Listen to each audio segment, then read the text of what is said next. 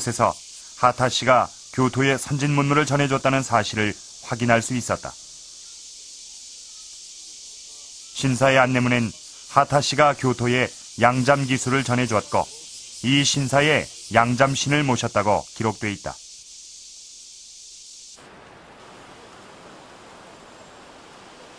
인근에 있는 가도노 대제방 역시 하타시가 세웠다고 전한다. 하타시는 이곳 가치라강에 지방을 쌓아 이 일대를 농경지로 만들었다. 일본 내에 기반이 없는 신라의 호족이었지만 하타시는 이러한 기술력을 바탕으로 빠르게 세력을 키울 수 있었다.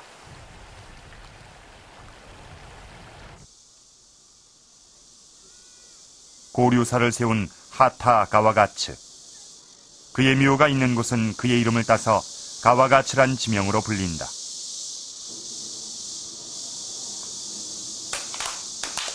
이처럼 하타시의 흔적은 일본 곳곳에 남아있고 그 후손 역시 일본 전역에 퍼져 있다.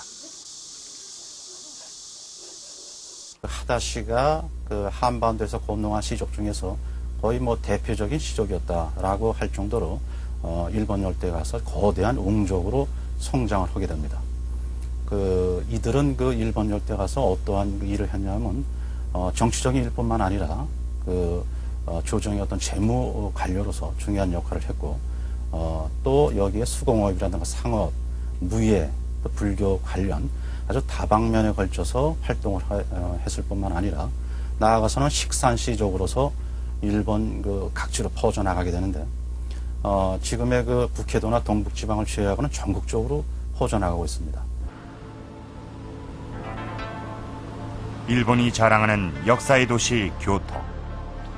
이곳엔 1500년 전 한반도의 파단에서 건너간 신라인들의 흔적이 곳곳에 남아있는 것이다.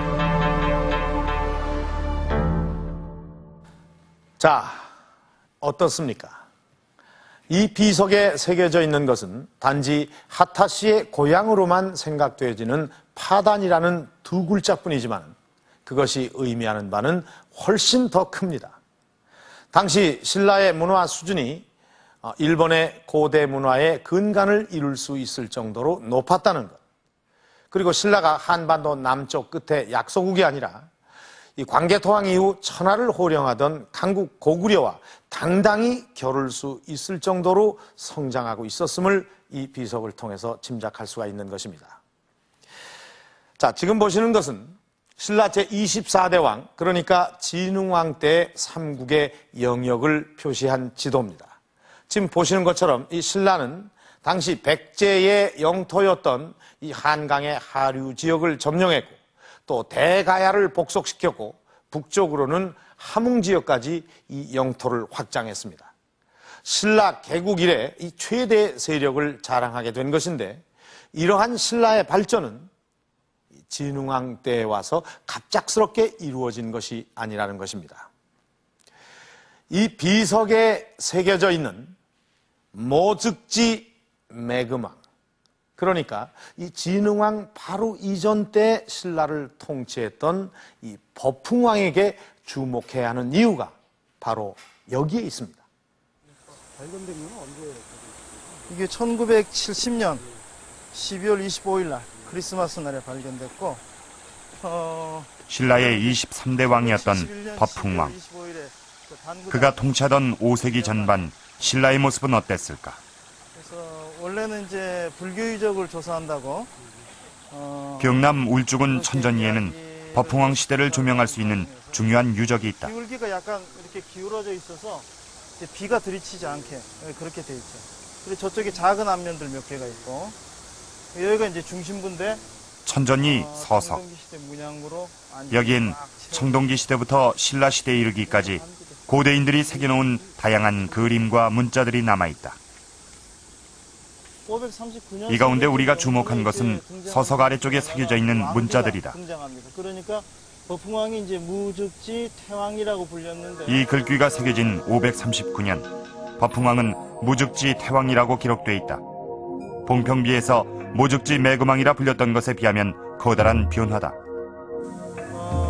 그러니까 원명이 525년 새겨지고 535년에 을묘년에 또 또 천전리 서석엔 법흥왕을 뜻하는 또 다른 명칭도 보인다.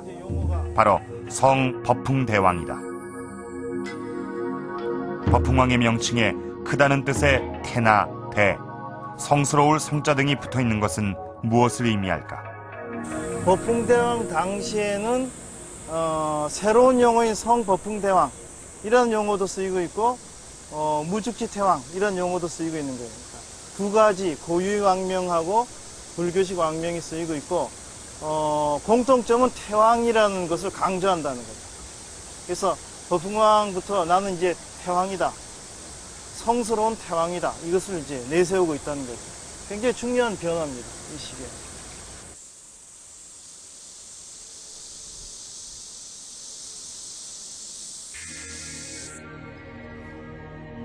법흥왕 시대를 증언해주는 또 하나의 유물.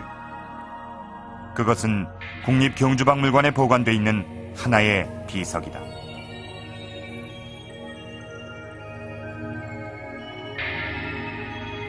이차돈 순교비. 여기엔 특이하게도 글자가 아니라 그림이 새겨져 있다. 법흥왕 14년인 527년 불교를 전파하다가 사형당한 이차돈의 죽음을 묘사한 것이다. 사형 당시 이차돈의 목에서는 흰 피가 솟구쳤다는 설화가 전해온다.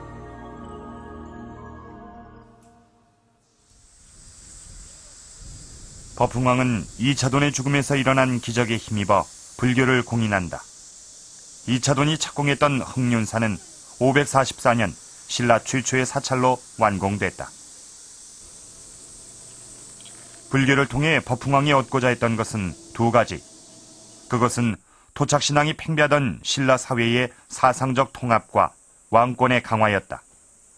신라가 국가의 면모를 갖추고 발전해 나가기 위해서는 이 두 가지가 절대적으로 필요했던 것이다. 그야말로 이제 전륜성왕 의식 같은 것은 바로 이제 받아들여지는데, 전륜성왕이라는 게 바로 이제 그 어떤 불법을 가지고 그 천하를 통일하는 그런 왕이라고 볼 때, 바로 그 당시에 뭐 천하라는 게 이제 신라 세계일 텐데요.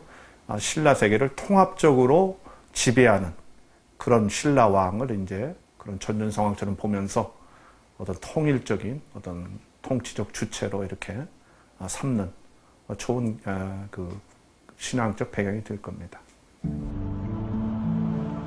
521년 법흥왕은 양나라에 처음으로 사신을 보내 국교를 열었고 주변의 국가들과 활발한 외교 관계를 펼쳐나갔다.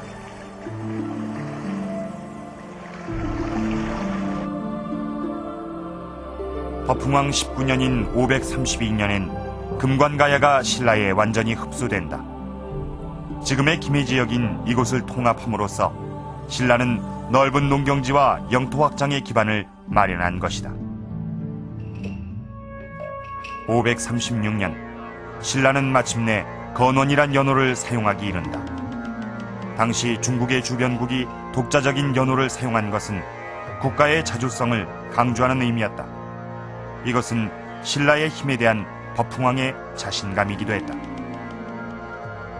특히 법흥왕 때 와서는 그런 앞대의 발전을 정리하고 그것을 또 발판 삼아서 새롭게 금관가야를 병합한다든지 이런 대외적인 팽창에까지 나아가는, 어떻게 보면 신라사에 있어서 가장 그 신라다운 어떤 국가체제를 정비하고